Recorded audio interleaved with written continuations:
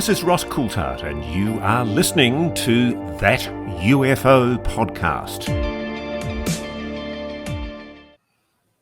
Hi everyone, and welcome back to That UFO Podcast. My name is Andy, and I am joined today by the Rackford and Carlota A. Harris Professor in the Department of Pathology at Stanford University School of Medicine, a renowned immunologist, inventor, and founder of multiple successful biotech companies. It's my pleasure to welcome back to the podcast Dr. Garry Nolan. Garry, welcome back. Good to see you again. It's good to see you. Last time you said I had a massive forehead, and loads of the listeners and viewers pointed that out to me and still do to this day. So thanks for that. And I'm very aware of it now. I won't lie. I have a fat head too, so it's part of the same. I think we're from the same gene pool. I think you've got the excuse you're intelligent. I don't know about me. And listen, Garry, just with your background in immunology, a little shout out to several listeners who in the last couple of years keep in touch with me. They're going through their own cancer treatments at various different stages of their journey. So hello to you listening. Wish you all the best, and thanks for conversing. It means a lot, especially when this podcast maybe gets you through some tough times. I've had pictures of folks going through chemotherapy, and they've sent me pictures of them sitting in chairs hooked up to, drips and listening to the podcast. So if this one's getting you through the next hour, then all the best to you. And I'm sure Garry wishes the same. Yes, for sure. Been through it. I've been through lots of cancers myself. So yeah, it's never easy. So listen, let's make this a good 55 minutes or so for them, Garry. It's been 6 months roughly since the inaugural Sol Foundation event. Now, this was set up by yourself, Dr. Peter Scaffish. David Grush was involved in setting things up as well. Jonathan Bert, am I saying his surname correctly? Was he involved in the setup of the event? Yes, a lot. Yeah, he's on the board. And so, he's probably most focused on making sure people understand that this is not solely a U.S. initiative, that this definitely should and will extend to bringing forth information to the European Union, the UK, others around the world, because many people often focus on the fact that, well, UFOs don't just show up in the US, so why is this a US only? And yeah, so it's an all of world initiative. Yeah, and we talked about it on the podcast extensively at the time. Every UFO podcast did. A lot more outside of the UFO field did too. But for anyone maybe newer to the UFO subject in the last few months, do you mind just quickly refreshing them on what is the Sol Foundation? But also, can you talk about the impact it's had in that short time since? Yeah, so the Sol Foundation is really an academic initiative. And as I was explaining literally to somebody this morning, I said, we're not here to take a position on whether or not UAP are real or not, right? Or what it is that might be behind them, or what the purpose is, or we're not here to talk about government conspiracies, et cetera.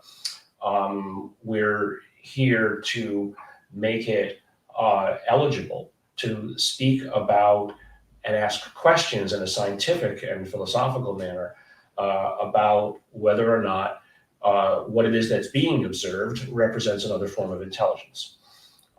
And we're taking an extremely neutral stance to that because, look, we want to make it acceptable for individuals who have an interest in it, but are, let's say, afraid of the so-called stigma in the academic and governmental and commercial arenas to speak about it in a credible manner. We don't want a Twitter war. We're not here to have a Twitter war about things, or a forum war. We're here to talk about it credibly. Now, each of the individuals within the Sol Foundation or partake might have their own personal experiences or ways of thinking about it, but that's okay. You can have both an outside, let's say, belief structure, but when you want to talk about something in an academic manner, there are certain rules that need to be applied.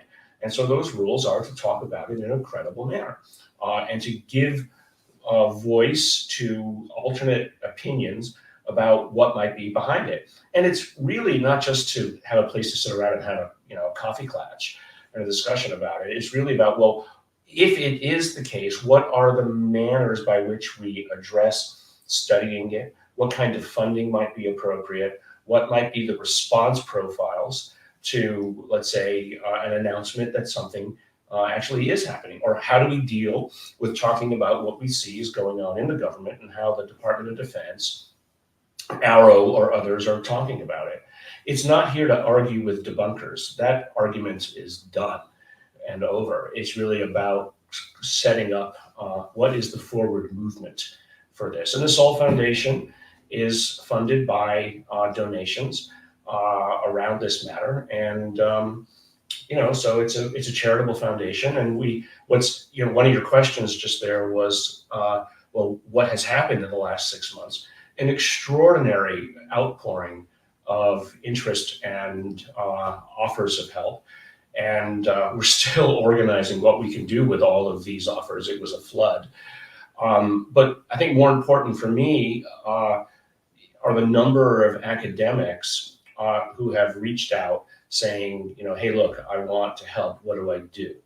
So thank you for providing cover for this. I get, for better or worse, I just literally got one from the UK an hour ago, people calling me on my home number and saying, I want to tell you about something that just happened to me. One man I got a phone call from, he was in his late 70s or so last week. And, first he wanted to thank me, but then he wanted to tell me about something that happened to him when he was 8 years old and something he had seen. And he said, I have not told anybody except my brother this, but I want to thank you. And I feel that I can actually tell you this. And I just want someone to listen. And so, I don't know, that's such a small thing in some ways, but it really feels big to me that you can help a person in some way rectify 80 years of guilt worrying about it, or 75 years of guilt worrying about it, and what it is that the world might think of him. So, that feels good. Yeah, no, I can imagine, and I know a few folks who attended the inaugural Sol event. Many feel the success stories, or one of the success stories of the day, was getting all those individuals in one place, some of whom had been colleagues for decades but never actually met face to face, and they finally got to do that. Do you feel that was a goal from the beginning? And again, what sort of fruit do you see that bearing? Well, I mean, people have built up their own subgroups. They're interacting. I don't have to partake in all of those. I can barely keep track of the stuff I'm doing myself. But it's led to the white papers that Peter Skafish is overseeing the output of, and he's doing a tremendous job behind the scenes, editing these papers that we're putting out more or less once a month. I don't think people understand the amount of effort that goes into editing. But Peter has a background in editing journals, so that's his thing.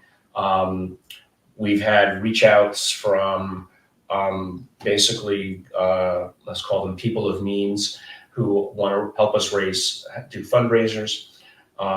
There's an AI group up in San Francisco, a big commercial AI group of many AI companies who have asked me to come and give a talk in the fall to them. I'm giving a talk to the Commonwealth Club of San Francisco, which is a big worldwide event. It's basically once a month, and that's I think that's in June. I'm going to be doing that. So there's a lot of interest by the public, and their interest is because we're talking about it in a simple, credible, scientific manner without hyperbole, and but trying to offer solutions about how it is that one talks about it. Now, for instance, not that it was directly due to us, but the National Science Foundation sponsored a group of academics last week in Washington, D.C.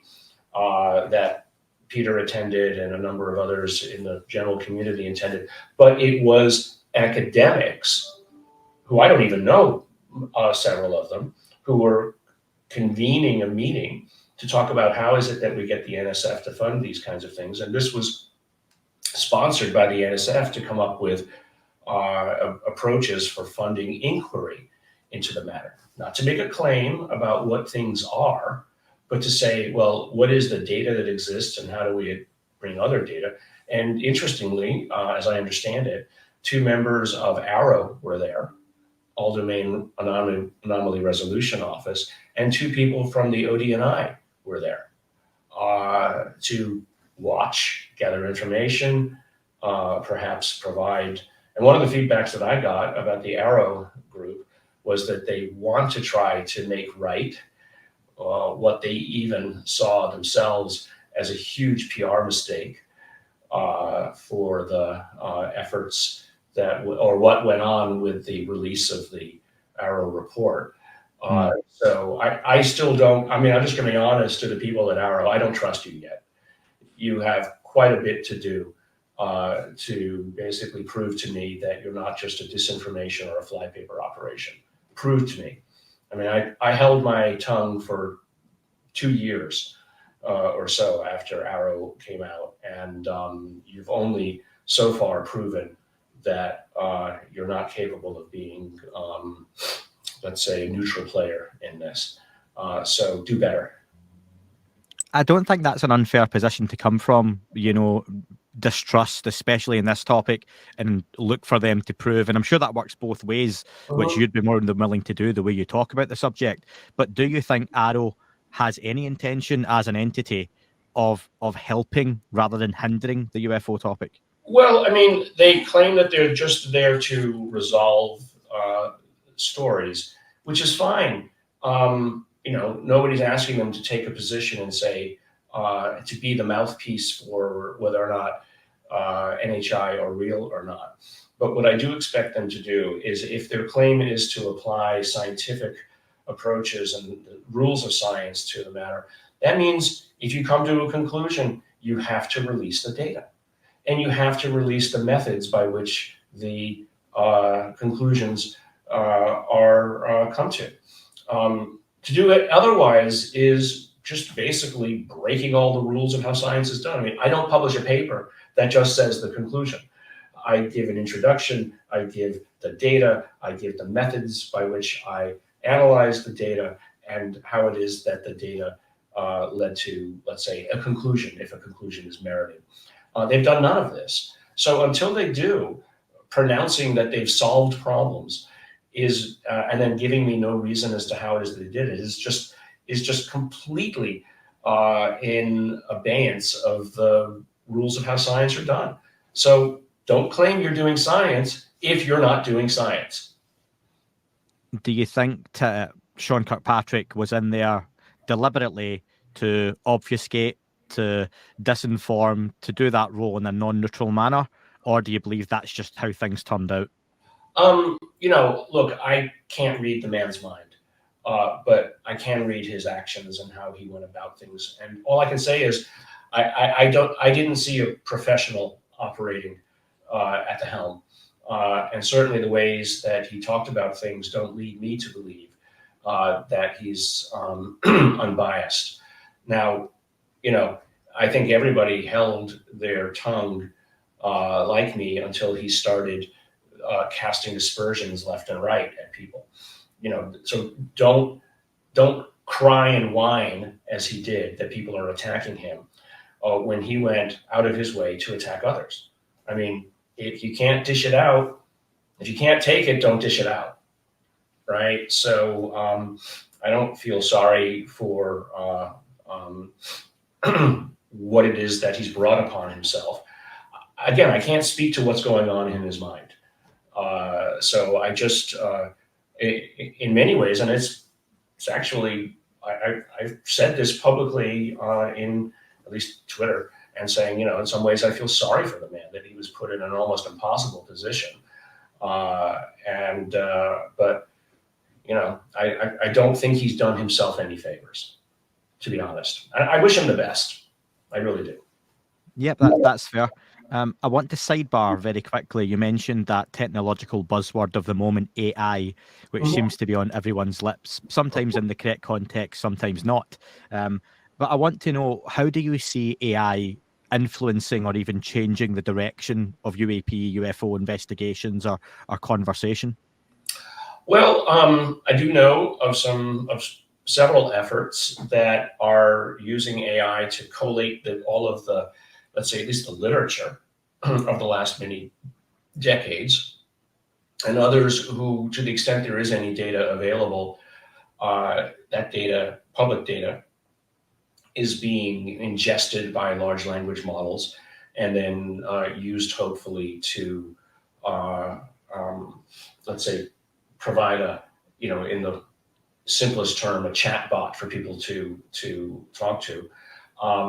There's an individual that I've spoken to in the UK who's been interested in putting together an alternative wiki to counter what it is that is going on the public Wikipedia, the problems associated that are going on there.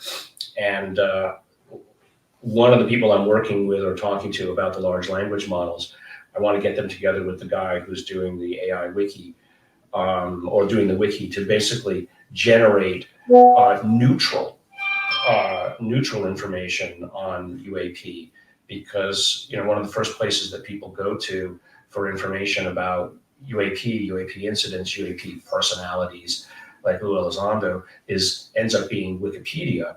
And so they see these events or these stories or these people through the lens of Wikipedia, which is being edited, unfortunately, by a biased group of skeptics, and they have taken over those pages. That it can be actually done that way is shocking to me. So I think one of the alternatives is, unfortunately, you have to create another silo of information where people can go, and then get that alternative manner of giving out results available to the world at large, and hopefully the random news reporter who might decide to write about the subject matter. Last thing I'm going to is somebody like Mick West, who's just frankly, unfortunately biased in how he talks about things. Yeah, I don't think that's incorrect. Do you see it, and it's an easy subject to get conspiratorial about, that there's a group of either just trolls with a lot of spare time on their hands who enjoy doing this kind of stuff, or is it something more sinister from a higher level orchestrating this? I just don't know. I mean, certainly in the case of that individual who wrote about David Grush's health issues back in the day, that was orchestrated at the admission of the reporter, so-called reporter, by people from within the CIA or intelligence community. I mean, openly admitted. So yes, there's obviously an effort, but I don't know. I mean, whether there are troll farms being paid to do something like that, who knows? I mean, my only point is, and I've made this several times, block early, block often. Yeah. Just get them out of your feed. If you have anything negative to say, go somewhere else, but not in my feed. And so people just need to do that, because that's the way you combat it. You do not combat it by engaging them. The moment they show basically an unfaithful approach to argument, just block them. Be done with it. I've said before, I'm a big fan of the mute button because it allows them to shout into the void, not even realizing that they've been blocked as such. But totally appreciate everyone's got their own preferences. Although, Garry, some of your comebacks are pretty funny to see on Twitter, so I don't lie and say I don't enjoy some of those. I don't mind. I'll come back on them a couple of times and then I'll block them. I mean, but the problem with mute is they still see you and they still comment, and then they get everybody else enraged. So you don't see them. But, so the stopping them from even seeing your threads, I think, is important, especially, someone like me who attracts, these comments pretty easily, unfortunately. Yeah. No, I get to hover under the fame level quite substantially, so I can appreciate people with much higher volumes of traffic, even on their socials, are going to get that, and it's what unfortunately comes along with this. I remember Lue Elizondo, before I interviewed him the first time, back when Lue was doing his initial run of podcasts, started before we hit record, apologising and saying he was sorry for any stuff that was going to come my way because he was being interviewed on the podcast. And it's a sad place, that, but Right. it's not proven to be incorrect either. Yeah. It's it's okay. You have to take the good with the bad. To know that you're getting, you're having an impact is what you need to focus on, not on the negative. And so, that's obvious, but it's hard. I can say something and I can see 100 nice things being written about me, and I focus on the one thing that says, Gary's a grifter.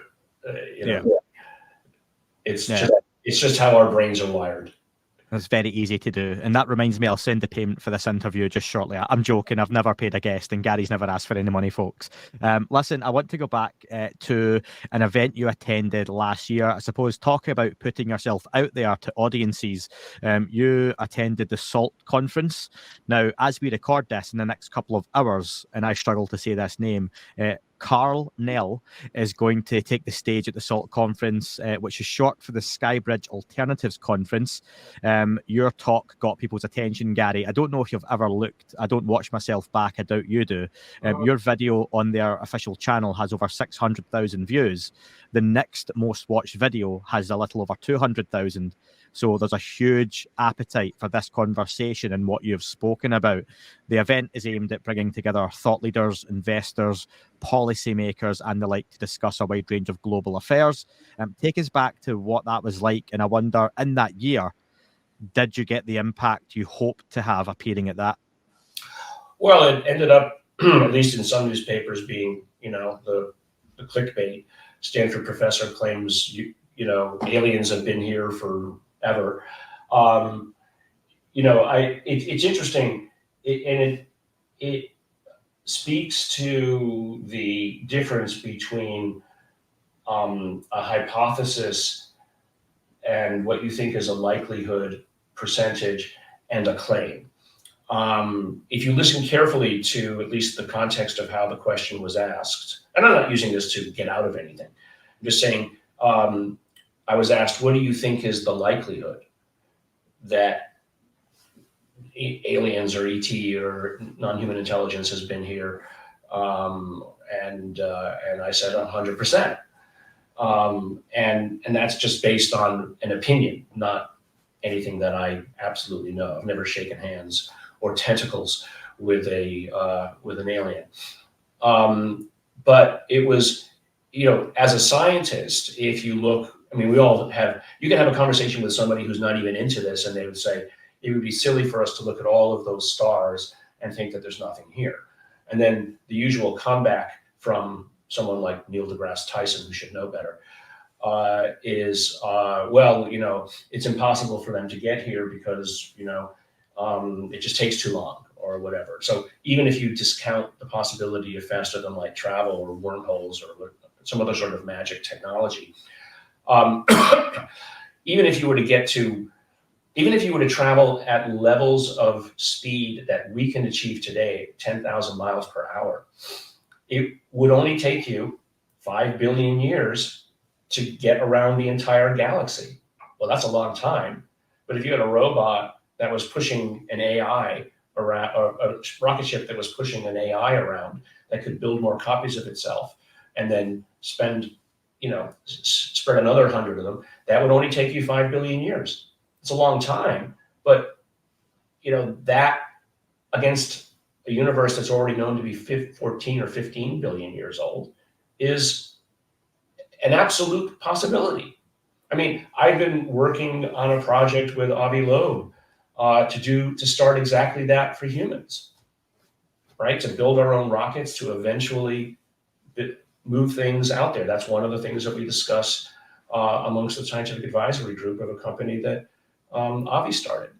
So, you can imagine that, and that's just going at normal speed. If you were to reach 1% the speed of light, which is not impossible, it would only take you like 5 million or so years. I forget, I worked out all the numbers of what it would take to populate or reach every star in our galaxy.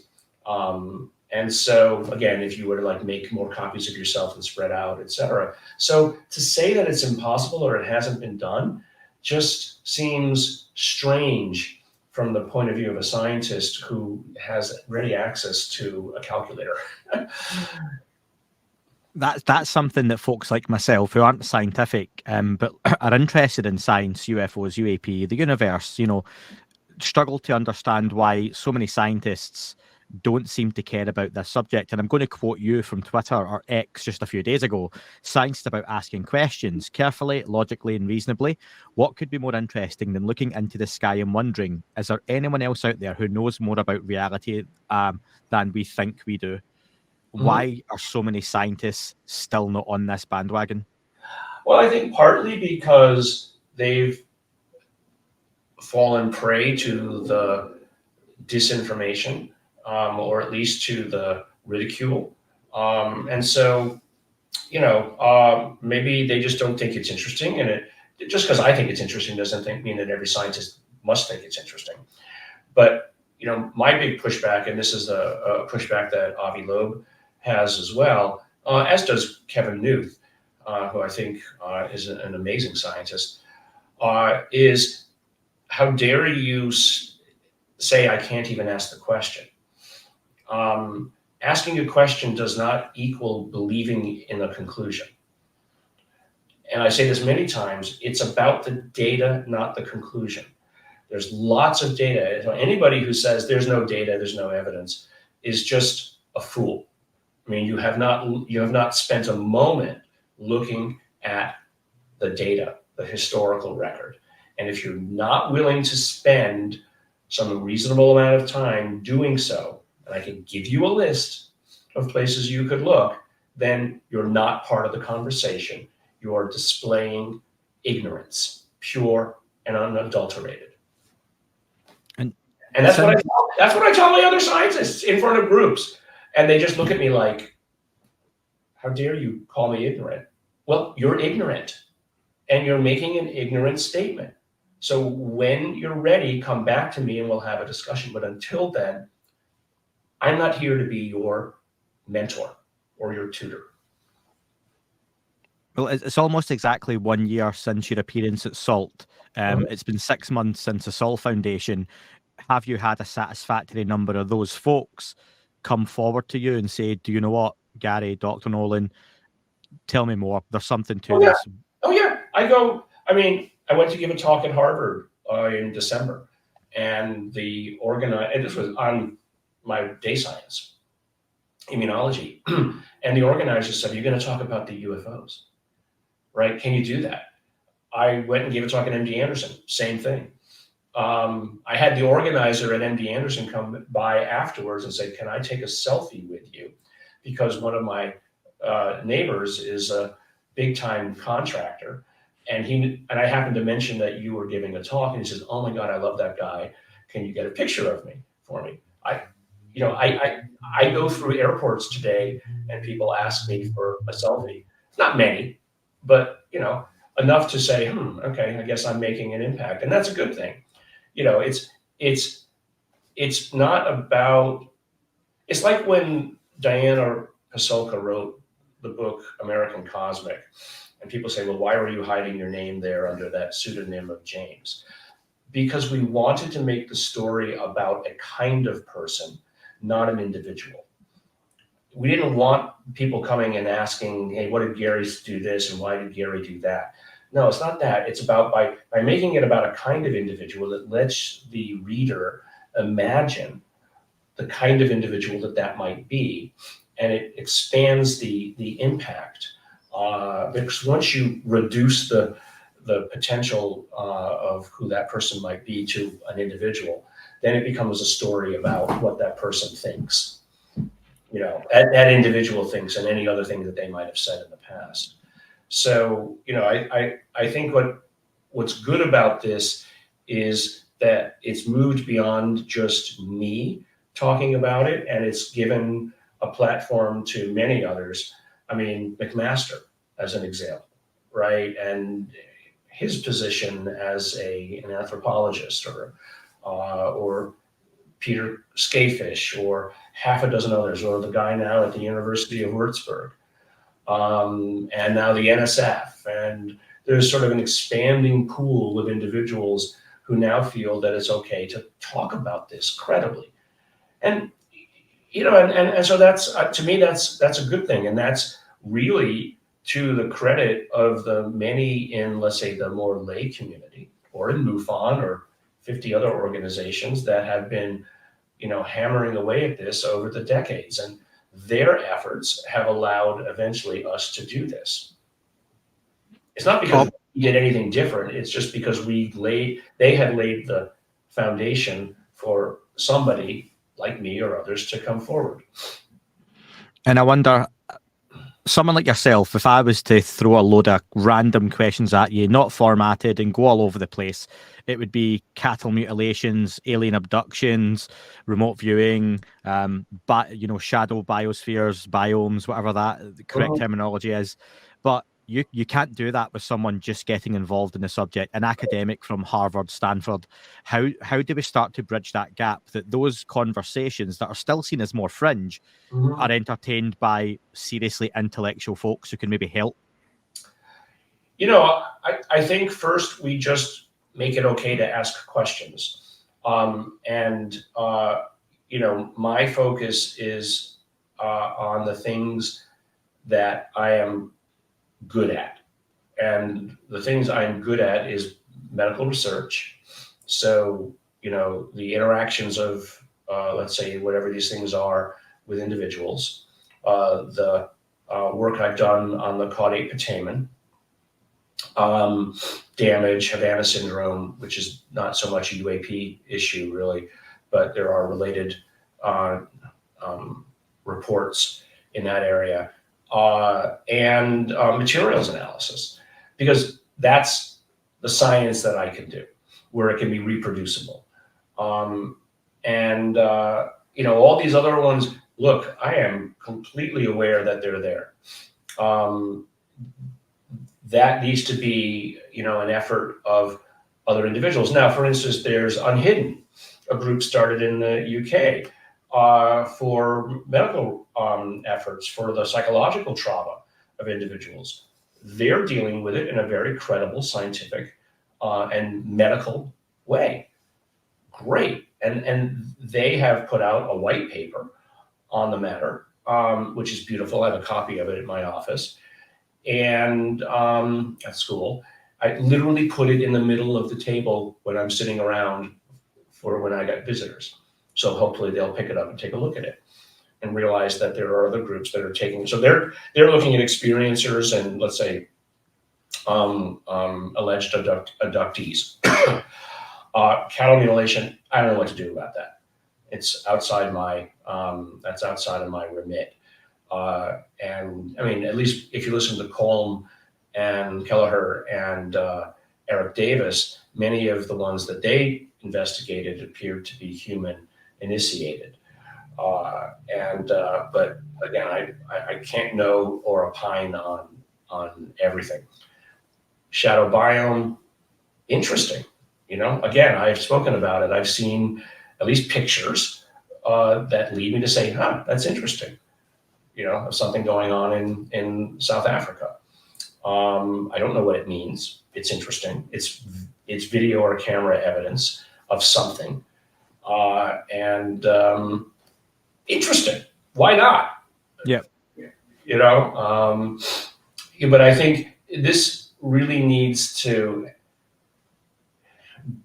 be a subject matter that others take up and form professional organizations around, and led, you know, hopefully by either a scientist or a professional or an amateur scientist who just acts professionally, you know. And you need, I mean, I said this many times, if UFO Twitter or UFO X or UAP Twitter, whatever you want to call it these days, if they don't act professionally, how do they expect the world to look at this in a professional manner? So, you know, practice what you preach.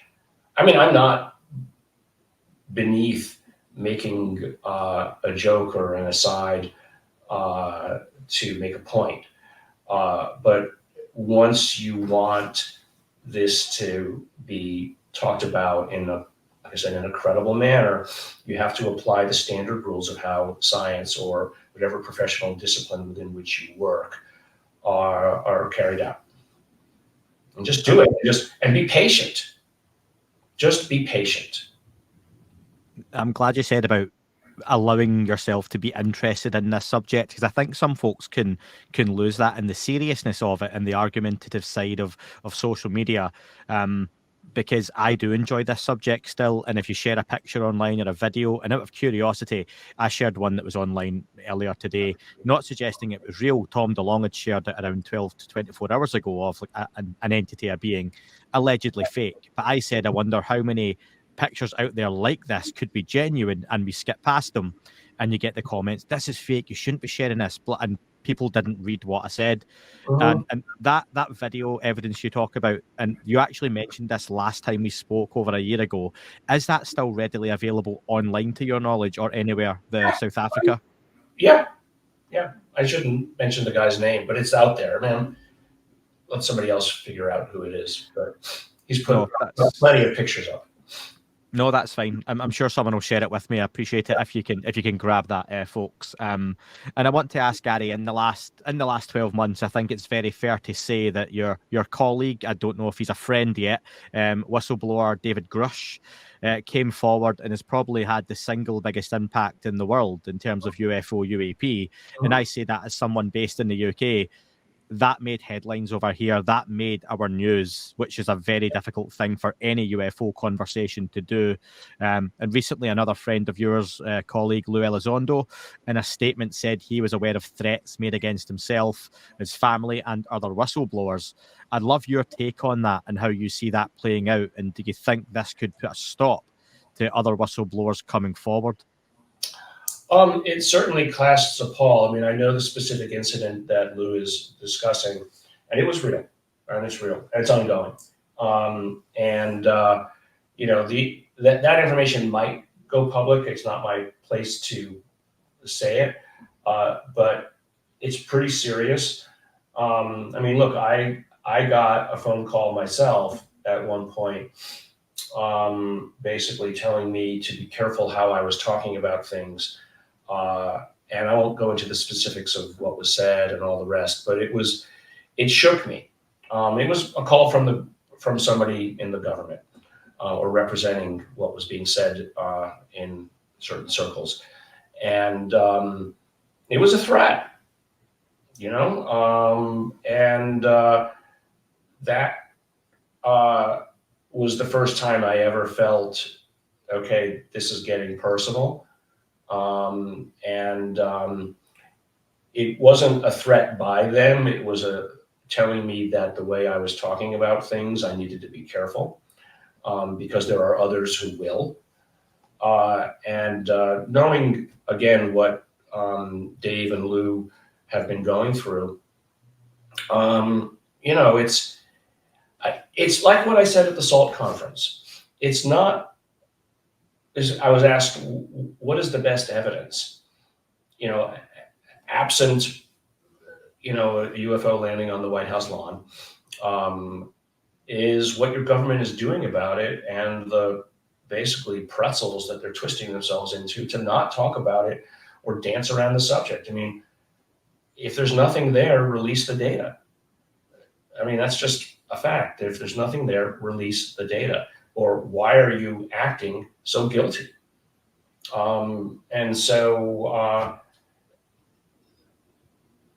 One of the acts is threatening people. I mean, that's what David Grush filed his complaint about. He didn't file a complaint to say that there are UAP.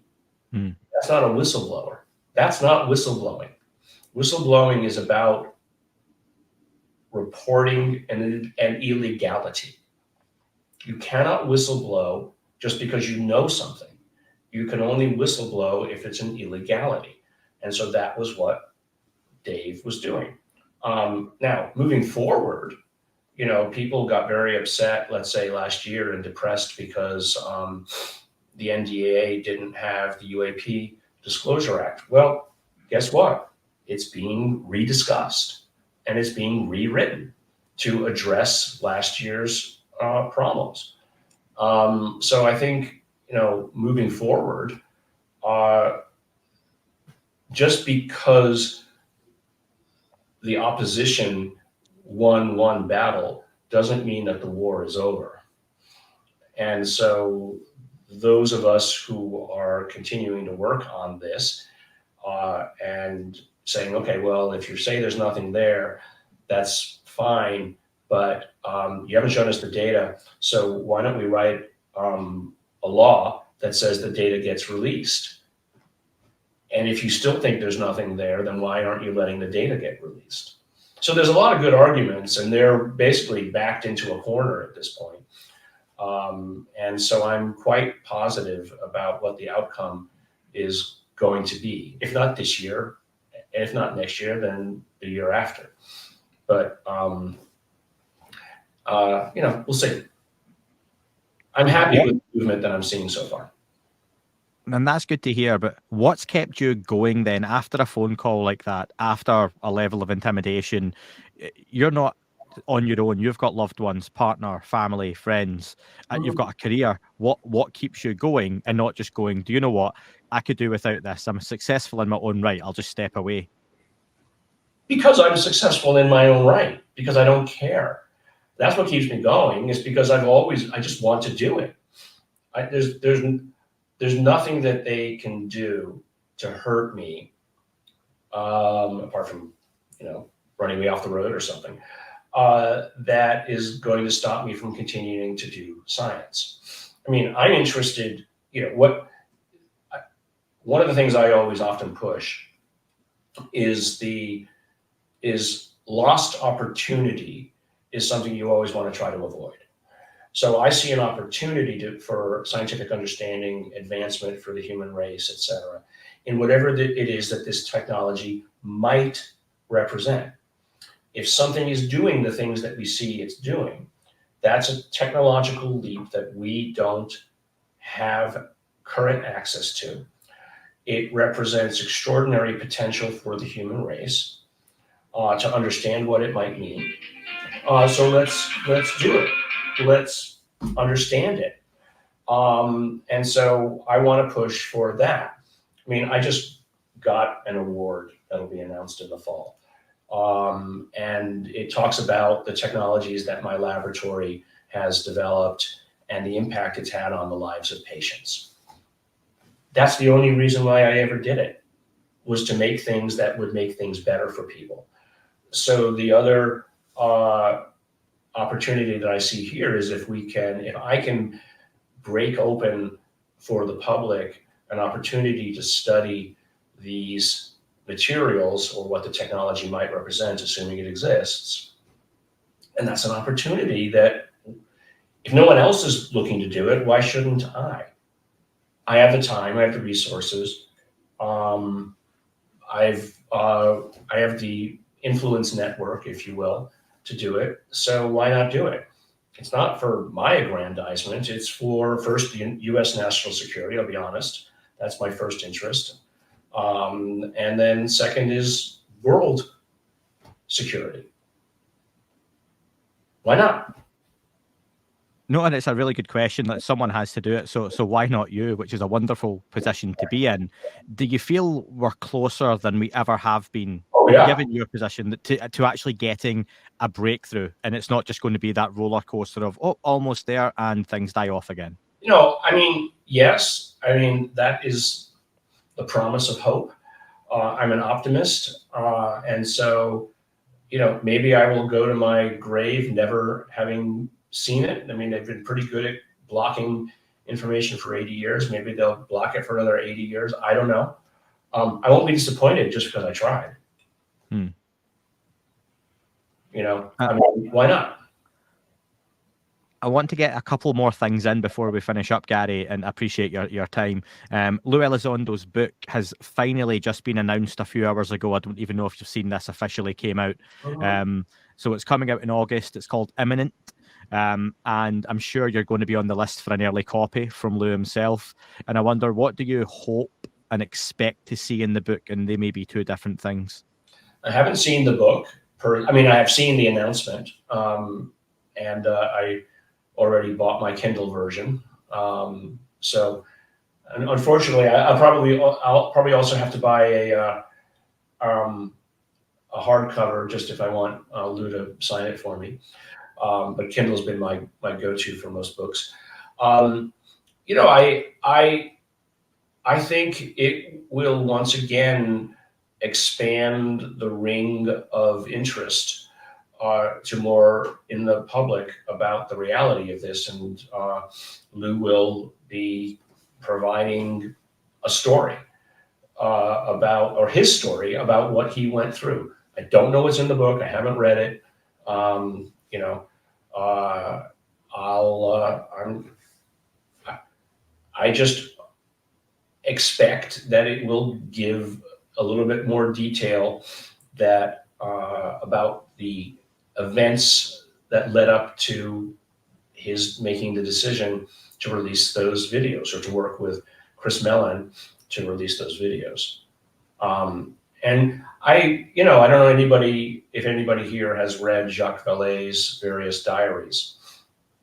I think he's starting on version 6, diary number 6 right now. And they're an interesting read about his personal story and journey over the decades related to this. And so I think that you're going to see a little bit of that in Lue's book. It'll probably be in the form of a story of how he came to be so interested in this. And again, like with Avi and I think it's the righteous indignation that drives Avi and I, that how dare you say we can't ask the question.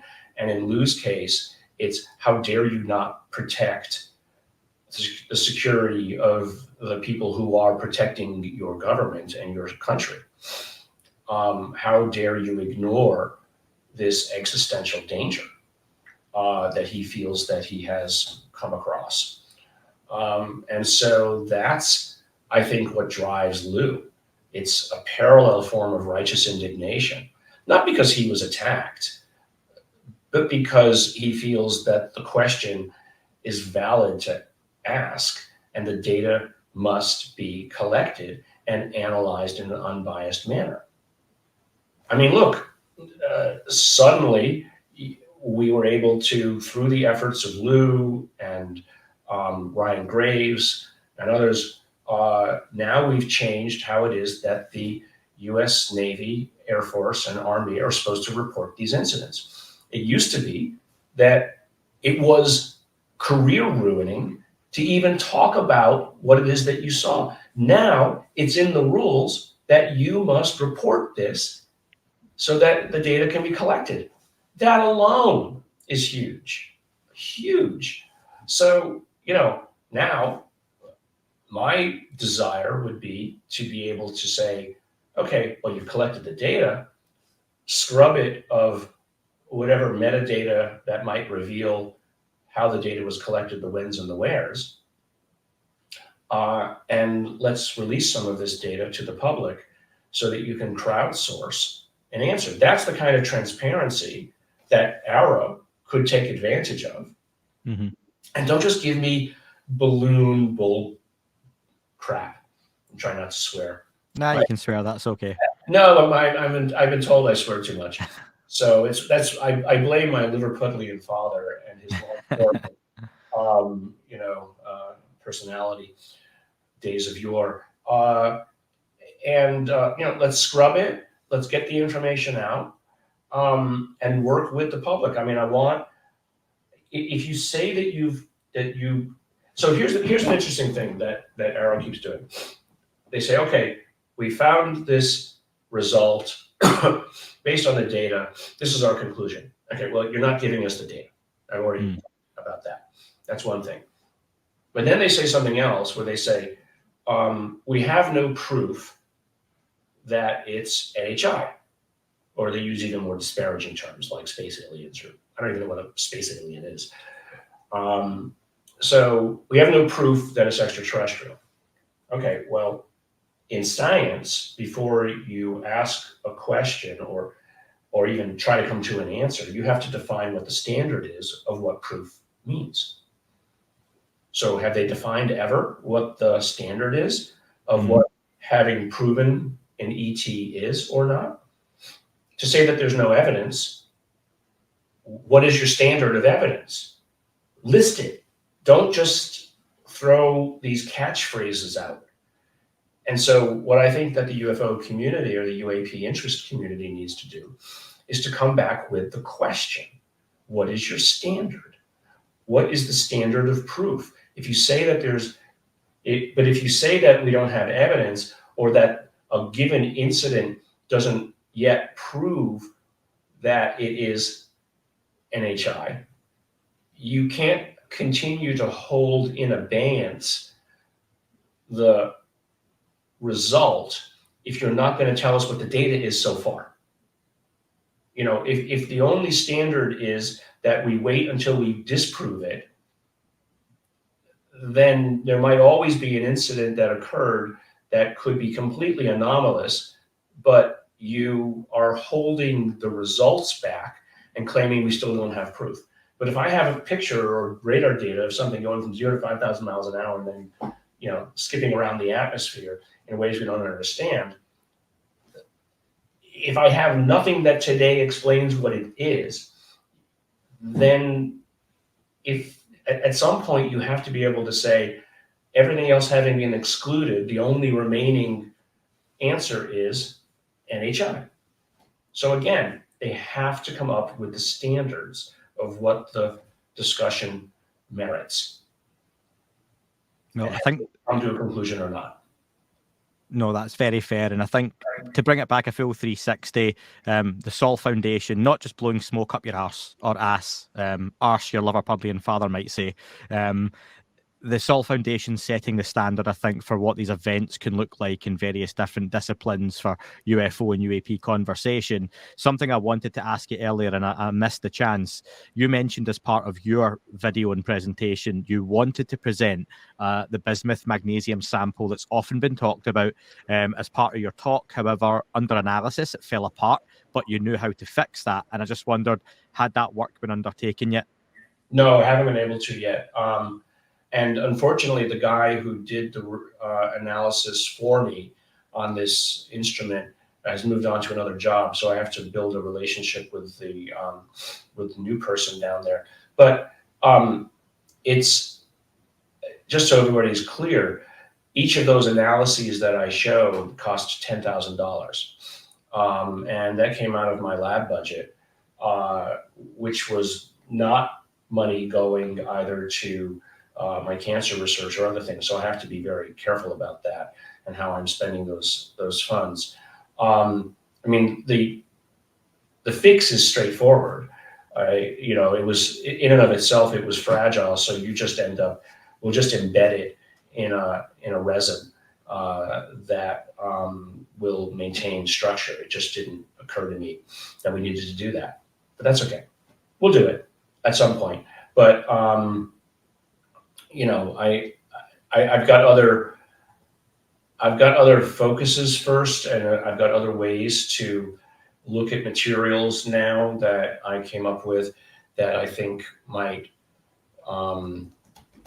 get me there without having to spend $10,000. We'll see. And Garry, one last line to finish on. The Sol Foundation, it's had its inaugural event. Is there a second event we can expect, and can you talk about that at all? Yeah, we're actually talking with a potential funder to pay for it. The date hasn't been decided yet, but it'll be either in the fall or in the early new year. We just don't know yet. Putting these things together is not just saying we're going to do it. It's getting the necessary people to give a talk.